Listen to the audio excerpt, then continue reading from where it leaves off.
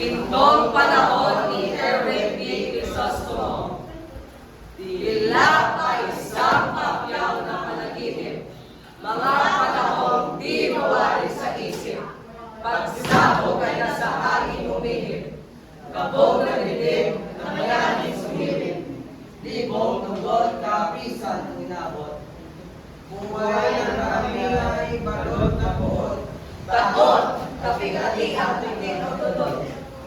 Uhaw sa pagbangon, dala ay pangungon. Dusat na karangasay, hindi mabubura. Lula na tabang sa pag-asang lumaya. Kusang umilos ang kamay ng sandata. Paglikhat ng di matutuwa ng akda.